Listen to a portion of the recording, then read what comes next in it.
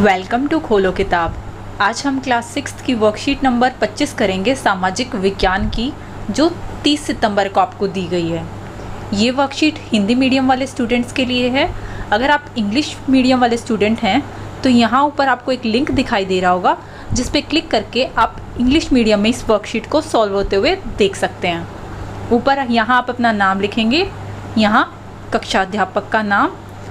इस कार्यपत्रक 25 में हमें डॉक्टर भीमराव अंबेडकर की एक घटना के बारे में बताया हुआ है कि उनके साथ बचपन में एक ऐसी घटना घटी थी जहां जाति के आधार पर उनके साथ भेदभाव हुआ था। आप जानते ही होंगे इन्हें, यही हैं डॉक्टर भीमराव अंबेडकर। इनके बचपन की स्टोरी बताई हुई है। जब ये 9 साल के थे, ये अपने भाई के साथ कारेगांव जा रहे थे और स्टेशन पर अपने पापा का वेट कर रहे थे। वहाँ पे जब स्टेशन मास्टर और बाकी लोगों को पता चला कि ये लोग महार समुदाय के हैं और उन लोगों को अछूत समझा जाता था, तो जाति के आधार पर कैसे इन लोगों के साथ लोगों ने बिहेव किया, वही इसमें बताया हुआ है खुद डॉक्टर भीमराव अंबेडकर जी ने। चलिए देख लेते हैं क्या बताया है। भारत के महान नेता डॉक्टर भीमराव अंबेडकर ने जाति व्यवस्था पर आधारित भेदभाव के अपने अनुभव के बारे में लिखा है। यह अनुभव यहाँ आएगा उनको, यह अनुभव उनको 1901 में हुआ था, जब वे केवल 9 साल के थे। वह अब महाराष्ट्र में कोरेगांव में अपने भाइयों के साथ पिता से मिलने गए थे। बड़ी देर हमने इंतज़ार किया पर कोई नहीं आया। यहाँ अब आगे किसकी वर्डिंग है? ये सारी डॉक्टर भीमराव अंबेडकर की वर्डिंग है। वो क्या बता रहे हैं कि हम बहुत देर से वेट कर रहे थे लेकिन वहाँ कोई नहीं आया। 1 घंटा बीत गया तो स्टेशन मास्टर पूछने आ गए। उन्होंने हमसे हमारे टिकट मांगे, जो हमने दिखा दिए। उन्होंने पूछा कि हम वहाँ क्यों रुके हुए थे। हमने बताया कि हमें कोरेगांव जाना था और हम पिताजी या उनके नौकर के आने का इंतज़ार कर रहे थे, लेकिन दोनों में से कोई भी नहीं वहाँ पहुँच पाया था। ना ही उसके पिताजी आए थे और ना ही नौकर आया था, और हमें पता नहीं था कि कोरेगांव कैसे पहुँचते हैं। किनको नहीं पता था? डॉक्टर भीमराव अंबेडकर और उनके भाई को। वो अपने भाई के साथ गए हुए थे ना, स्टेशन पे वेट कर रहे थे। हमने बहुत अच्छे कपड़े पहन रखे थे। हमारे कपड़े और बोली से कोई भी अंदाज़ा लगा सकता था कि हम अछूतों के बच्चे थे। निश्चय ही स्टेशन मास्टर को लगा कि हम ब्राह्मण बच्चे हैं। हमारी मुश्किल को देखकर परेशान हुए। ये शायद यहाँ गलत लिखा हुआ है। उनके कपड़ों और बोली को देख के कोई बता नहीं पाता कि वो अछूतों के बच्चे हैं, और स्टेशन मास्टर को भी यही लगा कि ये लोग ब्राह्मण बच्चे हैं। और देखा कि ये लोग मुश्किल हैं, परेशान हैं, तो उसने आके पूछा कि भाई क्या बात हो गई, यहाँ क्यों खड़े हो, किसका वेट कर रहे हो, जैसा कि हिंदुओं में होता ही है। स्टेशन मास्टर ने हमसे पूछा कि हम कौन हैं। बिना एक पल भी सोचे मेरे मुंह से निकल गया था, हम बाहर हैं, महार हैं। मुंबई प्रांत में महार समुदाय को अछूत समझा जाता था। उनको एकदम से धक्का लगा, वह चकित रह गए।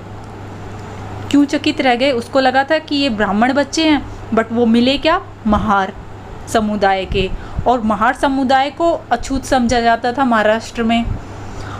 इसीलिए स्टेशन मास्टर को एकदम से धक्का लगा और वो चकित रह गया। उनके चेहरे पर अचानक परिवर्तन हुआ। हमने देख लिया कि अजीब सी घृणा की भावना उन पर हावी हो गई थी। जो पहले उन्हें प्यार से देख रहा था, प्यार से पूछ रहा था, अब उसके चेहरे पे घृणा मतलब एक नफ़रत टाइप का अजीब सा फीलिंग की, छी गंदे हैं ये तो। उन्होंने जैसे ही मेरा जवाब सुना अपने कमरे में वापस चले गए और हम वहीं के वहीं रह गए। 15-20 मिनट बीत गए। सूरज बिल्कुल छिप सा गया था।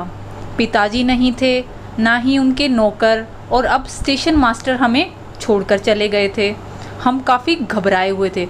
अब रात भी होने लगी थी, ना उनके पिताजी आ रहे थे, ना नौकर आ रहा था। स्टेशन मास्टर आया था शायद उनकी हेल्प करने, पर वो भी जब उसे पता चला कि ये महार समुदाय से हैं तो वो भी उन्हें छोड़ के चला गया।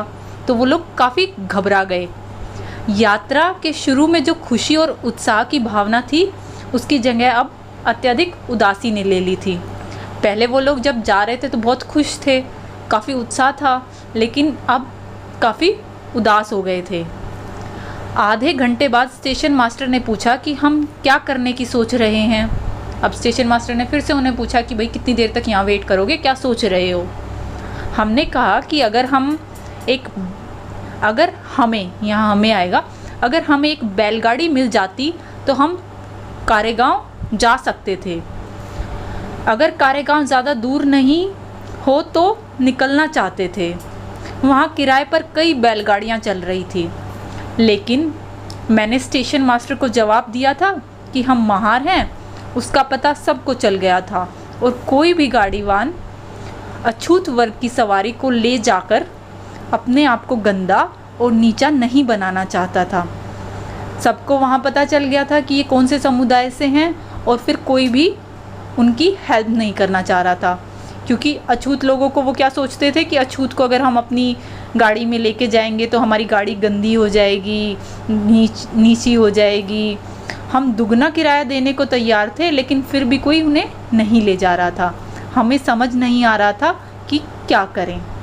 और ये सूत्र बताया हुआ है, कहाँ से ये सारा इंसिडेंट जो ये स्टोरी बताई है ये कहाँ से ली गई हुई है। Doctor Bhimrao Ambedkar, writing and speeches, खंड 12, संपादन वसंत मून, मुंबई शिक्षा विभाग, महाराष्ट्र सरकार। अब प्रश्न उत्तर देख लेते हैं। पहला प्रश्न दिया हुआ है, बच्चे पैसे देने को तैयार थे फिर भी गाड़ी वालों ने उन्हें ले जाने से मना कर दिया। क्यों मना कर दिया था सब गाड़ी वालों ने? बच्चे पैसे देने को तैयार थे फिर भी गाड़ी वालों ने उन्हें ले जाने से मना कर दिया क्योंकि बच्चे महार समुदाय के थे और कोई भी गाड़ीवान अछूत वर्ग की सवारी को ले जाकर अपने आप को गंदा और नीचा नहीं बनाना चाहता था। नेक्स्ट प्रश्न 2 क्या दिया हुआ है, स्टेशन पर लोगों ने डॉक्टर भीमराव अंबेडकर और उनके भाइयों के साथ कैसा भेदभाव किया? तो इसका उत्तर हम क्या लिख देंगे, स्टेशन पर लोगों ने डॉक्टर भीमराव अंबेडकर और उनके भाइयों के साथ भेदभाव भरा व्यवहार किया जो अपमानजनक एवं दुखदायी है, क्योंकि दुगना किराया देने पर भी कोई गाड़ीवान उन्हें ले जाने को तैयार नहीं था और सब उन्हें घृणा की भावना से देख रहे थे। ऐसे किसी की जाति के आधार पर हमें भेदभाव नहीं करना चाहिए।